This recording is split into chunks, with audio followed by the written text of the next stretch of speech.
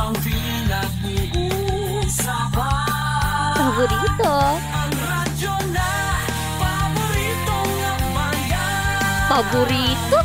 DWJE 88.1 FM ang pinapakinggan. Paborito ng kabataan at matatanda. Paborito. Paborito. Paboritong pakinggan sa bus, tricycle, jeep at mga opisina.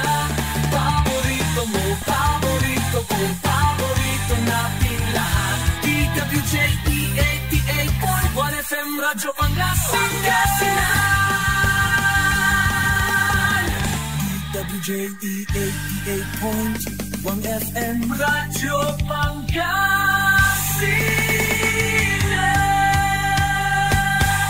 Paborito. Ang susunod na programa ay rated GP. GP? Ano yun? Garantisadong pampaborito! Narito na ang mga unang balita sa araw na ito. Radyo Pangasinan Balita. Be informed. Be the first to know. Radyo Pangasinan Balita. Mga balitang naganap at nangyari sa huling 24 oras sa loob at labas ng Pangasinan. Radyo Pangasinan Balita. Dito lamang sa DWJE 88.1 FM. Paborito. At ngayon, narito na ang inyong tagapagbalita, Amor Ligaspi Diga. Good morning! Maabigyan kabosan at si kayo namin kapaborito.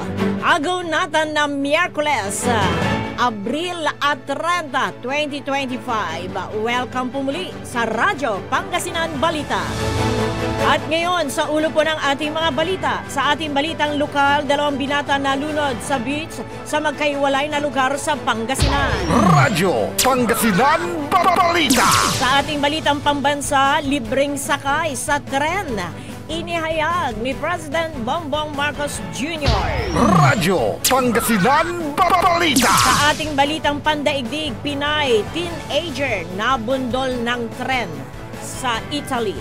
Radyo Pangasinan Balita. Sa ating balitang sports, Pinoy Paul Walter E.J. Obiena naghanda na sa susunod na torneo. Radyo Pangasinan Balita. Sa ating balitang entertainment, Cyndi Lauper, isa sa napiling Rock and Roll Hall of Fame. Radyo Pangasinan Balita. Bago po sa detalye ng ating mga balita, atin munang alamin ang lagay ng ating panahon sa araw na ito ng Miyerkules sa pamamagitan ni Ma'am Helen Labadia ng Pag-asa, Dagupan City. Ma'am Helen, good morning! Good morning po sa ating lahat. Kaninang alas 4 ng mga galing araw, yung low pressure area ay tinatayang nasa 805 kilometers east ng Southern Mindanao. Ito ay nakapaloob sa Intertropical Convergence Zone na nakakapikot sa Palawan at Mindanao. Easterly sa nakakapikot sa nalabing bahagi ng ating bansa. Yung Davao region ay makakaranas ng maulan na kalangitan na may kalas-kalas na pag-ulan at thunderstorm. Ito po ay dulot ng trough ng low pressure area o extension po ng low pressure area. Yung Palawan ay nalalabing bahagi ng Mindanao ay paulan na kalangitan na may kalas-kalas na pag-ulan at thunderstorm. Ito po ay dulot ng Intertropical Convergence Zone. Yung Metro Manila at nalalabing bahagi ng ating bansa ay makakaranas ng bahagi maulan hanggang sa paulan na kalangitan na may kalas-kalas na pag-ambon o thunderstorm. Ito po ay dulot naman ng easterly. Wala pong nakataas na himalaging kaya maraming pumalaw ng mga maliit na sasakyang pandagat. Well, sa Pag-asa Dagupan, magandang umaga po. Maraming salamat, Ma'am Helen Labadia ng Pag-asa, Dagupan City. Radyo Pangasinan Balita. 9 na minuto makalipas sa alas 7 ng umaga at ngayon sa detalye po ng ating balitang lokal. Patay ang isang binata matapos na malunod sa Tandaligan Beach, Dagupan City. Ayon sa pulisya, kinilala ang biktima na si Jecon Ramos, 26 anyos, residente ng Bunuan, Bukig. Sa investigasyon, banda alas 5:45 ng hapon nang ang biktima at 2 pinsan nito ay nagtungo sa lugar upang maligo habang nasa impluwensya ng alak. Habang naliligo, ang biktima ay natanga ito ng malakas na alon ng tubig na naging dahilan ng pagkalunod. Sa isinagawang retrieval operation, ng CDRMO Maritime at ng Dagupan City Police. Na-recover ang biktima na nakalutang sa malalim na bahagi ng dagat malapit sa may Bangusville. Isinagawa naman ang pag-revive sa biktima subalit nabigo ang otoridad. Radyo Pangasinan Balita. Samantala, isa pang binata ang nalunod kung saan naganap ang insidente sa may beach na sakop ng barangay Patar, Bulinaw, Pangasinan. Kinilala ang biktima na si Lawrence Valencia, 26 anyos, residente ng Pasig City. Sa pahayo ng pinsan ng biktima na si Patrick Valencia sa pulisya, alas 6:30 ng umaga nang maligo sa beach ang biktima at napunta ito sa malalim na lugar at natangay ng malakas na alon sa malalim na bahagi ng dagat. Tinangka umano nitong rescue ang biktima at humingi ng tulong. Ang biktima ay na-recover at nadala pa sa pagamutan, subalit idineklarang dead on arrival. Radyo Pangasinan Balita. At sa karagdagan pa po ng ating balitang lokal, ating tanggapin ang pag-uulat ni Kapaborito Ding Aquino. Yes, Kuya Ding, good morning. Yes, good morning. Hinamon kahapon ni Urdaneta City Mayor Julio Rami Paraino ang barangay chairman ng Katablan, Urdaneta na kapwa sila magpa-drug test upang malaman kung sino sa kanilang dalawa ang gumagamit ng illegal na droga.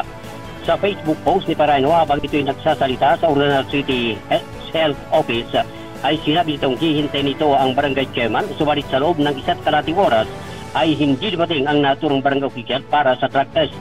Pahayag ni Paraino dahil sa hindi pagdating ng opisyal ay hindi lang ito user kundi dealer pa o pusher sa barangay Katablan.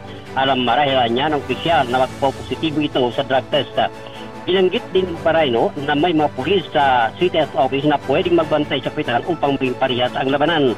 Binigyan din ni Paraino na ang hindi pagdating ng kapitan sa CHO ay isa lang ang ibig sabihin. Takot itong malaman hindi lang ng mga taga-barangay Katablan kundi buong siyudad ng Urdaneta na gumagamit ito ng illegal na droga. Ayon pa kay Paraino, dapat itigil na ang ginagawa sa barangay Katablan dahil ayon sa alkalde ay nakamonitor lahat ng ahensya na kung saan ang Katablan umano ay nagiging shipment point ng Tiago. Sana hindi niya dumating ang panahon ng padakip ang kapitan at dapat na itong magbago. Handa naman umano na mag-withdraw bilang re-electionist mayor si Paraino kung magpositibo itong gumagamit ng illegal na droga. Ako po si Ding Aquino, nag-uulat para sa Radyo Pangasinan, DWJE 8.1 FM, Paborito. Maraming salamat, Kapaborito Ding Aquino. Radyo Pangasinan Balita. 12 minuto makalipas ang alas 7 ng umaga at ngayon, sa detalye po ng ating balitang pambansa, muling nagbuga ng makapal na abo ang Bulkang Bulusan.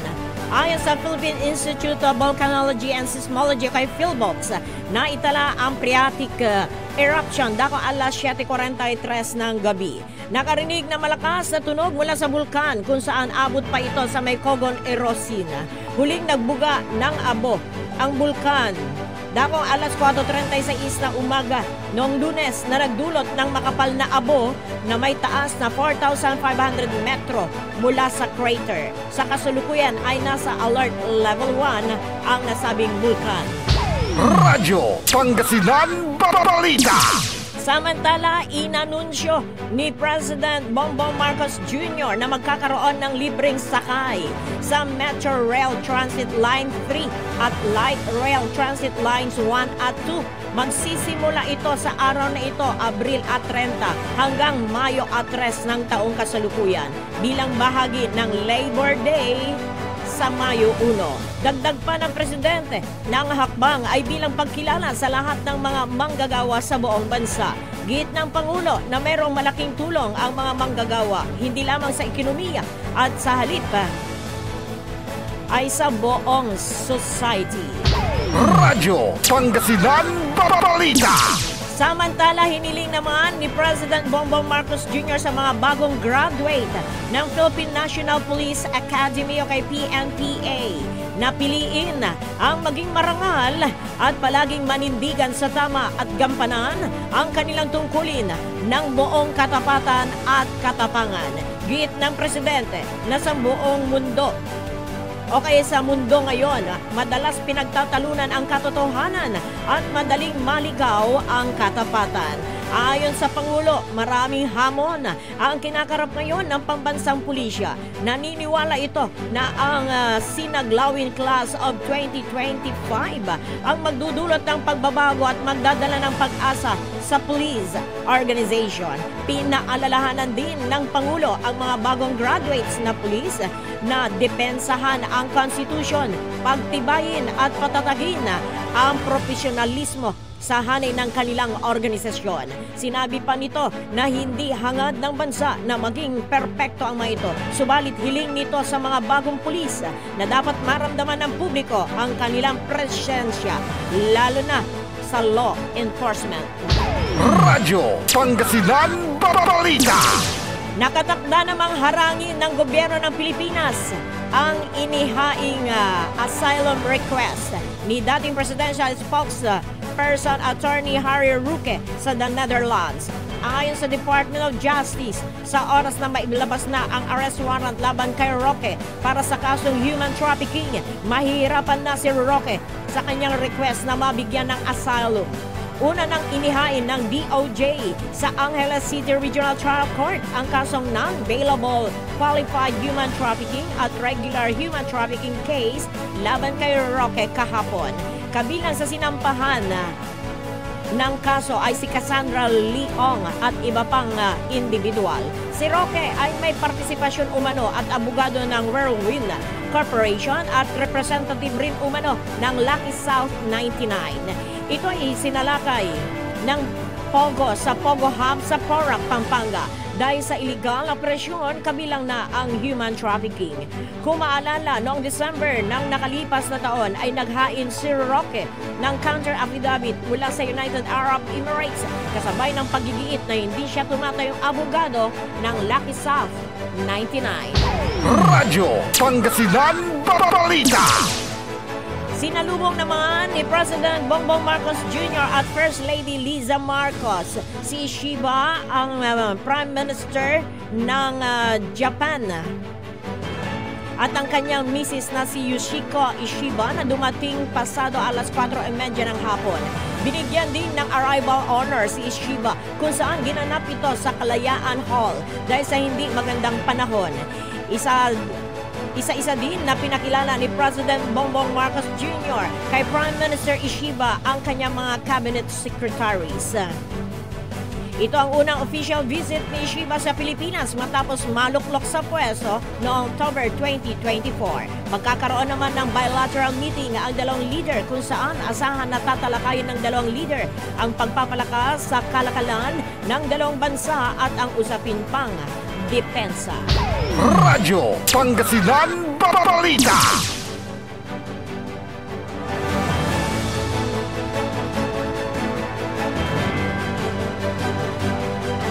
Labing-walong minuto makalipas ang alas 7 na umaga at ngayon sa detalye noon po ng ating balitang pandaigdig.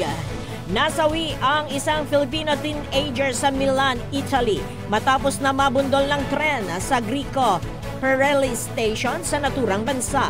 Batay sa inisyal na impormasyon ng mga otoridad na isugod pa sa San Gerardo Hospital sa may Monza ang biktima, ngunit idineklara itong patay. Ayon sa investigasyon, tumatawid ang biktima kasama ang kanyang magulang sa riles ng tren sakay ng kanyang scooter. Sa hindi inaasang pagkakataon ay nabundol ito ng dumaang tren. Nagpaabot naman ng pakikiramay ang Philippine Consulate General sa Milan sa pamilya ng biktima. Nanawagan rin ito sa publiko ng panalangin para sa kaluluwa ng biktima. Radyo Pangasinan Balita.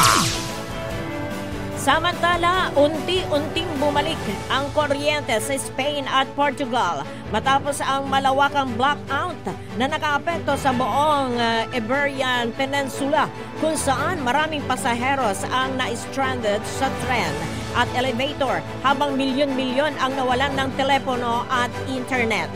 Mahigit na 60% ng elektrisidad ng Spain ang naibalik, ngunit wala pang tiyak na dahilan sa pagkawala ng kuryente, bagamat may mga haka-haka tungkol sa cyber attacks. Sinabi ni Prime Minister Pedro Sanchez ng Espanya na ang biglang pagkawala ng 15 gigawatts ng kuryente sa loob lamang ng 5 segundo ay nagdulot ng seryosong kaguluhan sa milyon-milyong tao at mga negosyo. Ang Portugal ay nakakaranas din ng blackout, ngunit hindi inaasahan ni Prime Minister Luis Montenegro na babalik ang kuryente sa loob ng ilang oras, habang ang mga nuclear power plants sa Espanya ay automatikong nag-shutdown bilang pag-iingat. Sa Madrid, 286 rescue operations ang isinagawa upang iligtas sa mga taong na-trap sa mga elevator, habang maraming tren ang naantala at mga pasahero ay kinakailangan matulog sa railway stations. Nakipag-ugnayan na ang European Commission sa Espanya at Portugal at tiniyak ng European Council President Antonio Costa na walang indikasyon ng cyber attack, habang ang Ukraine ay nag-alok ng suporta sa Espanya kaugnay ng insidente.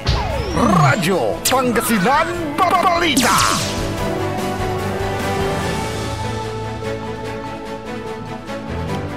Itinalaga naman si Luis Antonio Cardinal Tagle bilang isa sa rotating host upang tumulong sa Camerlengo kaugnay ng mga paganda para sa pagsisimula ng conclave. Ito ang proseso sa magiging pagpili ng ipapalit sa pumanaw na si Pope Francis para manguna sa simbahang Katoliko. Napili ang Filipino Cardinal bilang miyembro ng particular congregation na ang komposisyon ay nirenew sa ginanap na 5th pre-conclave meeting of Cardinals nitong Lunes na tinawag ding General Congregation. Nabatid ng dalawang grupo ay naatasan na mamahala sa simbahan habang bakante ang posisyon ng Catholic Pontiff. Ang malaking mga desisyon ay hinahawakan ng General Congregation na binubuo ng lahat ng mga miyembro ng College of Cardinals. Samantala, ang iba pang mga paganda ay ginagawa ng particular congregation na binubuo naman ng Camerlengo at ang tatlong mga cardinals. Sina Cardinal Tagle at dalawa pang iba ay papalitan naman ng General Congregation tuwing 3 araw batay sa mga patakaran. Radyo Pangasinan Balita.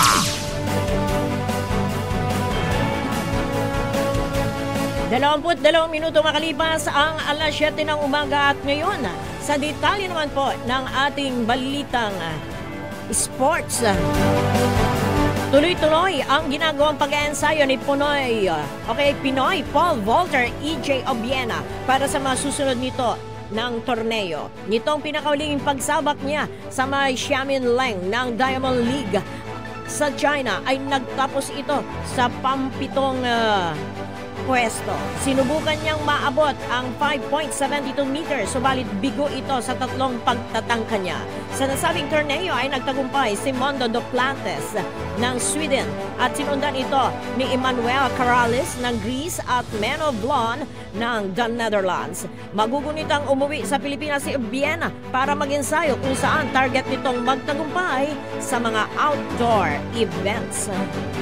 Radyo Pangasinan Balita. Samantala, pinatunayan ni Anton the Dragon Raga ang kanyang husay sa bilyar matapos dominahin ang Sharks Billiards Association Philippine Open nitong linggo ng gabi sa Sharks Arena and Sports Bar sa Tomas Morato, Quezon City. Tinalo ng 28 anyos na Cebuano mula sa Talisay si Jericho Panday Banyares sa score na 13-7 sa race to 13 championship match ng prestigyosong laro na sinalihan ng mga pinakamahusay na bilyarista sa bansa. Ayon kay SBA founder at Commissioner Hadley Mariano, ang tagumpay ni Raga ay patunay ng patuloy na pag-angat ng antas ng bilyar sa Pilipinas. Tumanggap si Raga ng 400,000 pesos bilang premyo habang si Banyares ay nakakuha ng 150,000 pesos. Pareho silang ginawaran ng tropeo. Nagbigay din ng premyo ang SBA sa iba pang nagwagi. 75,000 para sa ikatlo at ika-4 na pwesto. 20,000 pesos naman para sa ika-5 hanggang ika-8 pwesto. 7,500 naman sa ika-9 hanggang ika 16. 4,000 naman para sa 17 o kay ika-17 hanggang ika-32. 3,000 pesos naman sa ika-33 hanggang sa ika-64 na pwesto. Radyo Pangasinan Balita. At ngayon sa ating balitang entertainment, pinagsama ang ganda, galing at fashion sa bagong tambala ni na Heart Evangelista at Katrina Gray sa larong pickleball. Sa kanyang Instagram stories, ibinahagi ni Heart ang ilang larawan at isang maikling video kung saan makikitang seryoso silang nag-e-ensayo ng beauty queen na si Catriona sa bagong sport. Makikita rin na ang kanilang sporty at stylish na mga OOTD habang naglalaro. Kamakailan lamang ay nahilig si Heart sa pickleball, isang patok na racket sport. Bukod sa pagpapakitang gilas sa court, hindi rin nagpapauli ang Sparkle Star sa pag-flex ng kanyang fashion sa sportswear. Kakauwi lang ni Heart Evangelista mula sa Dubai matapos tanggapin ang parangal bilang Global Fashion Influencer of the Year sa 2025 Imegala Awards. Sa kanyang pagbisita roon, nakipagkita rin siya sa sikat na Filipino fashion designer na si Michael Cinco at nagsukat ng mga ilang culture pieces. Samantala, bagong balik naman si Catriona mula sa isang European trip kasama ang kapwa beauty queen na si Nicole Cordobes. Magkasamang inikot ng dalawa ang Sweden, Switzerland at Denmark. Radyo Pangasinan Balita. At sa ating huling balitang entertainment, napili para gawaran ng Rock and Roll Hall of Fame ang singer na si chubby checker pop star Cyndi Lauper at ang grunge rock band na Soundgarden. Mismo si American Idol host Ryan Seacrest ang nag-anunsyo ng 2025 inductees. Kasama rin sa listahan ang English rock group na Bad Company, hip-hop artist na Outkast, singer na si Joe Cocker at rock duo ng The White Stripes. Magaganap ang ceremony sa darating na November 8. Radyo Pangasinan Balita. Sumain niyo ang mga balita dito po sa ating lalawigan ng Pangasinan. Mga balita sa ating bansa, pandaigdig, sports at entertainment. Sa ngalan po ng ating mga nakasamang si Kapaborito Ding Aquino at sa ating technical side si Engineer Dennis Palaganas at Engineer Richard Olanday.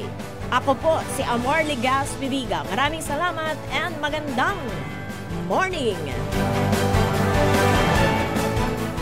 Sikaratan susaray manunaan na balita. Edsayan Kabuasan. Radyo Pangasinan Balita.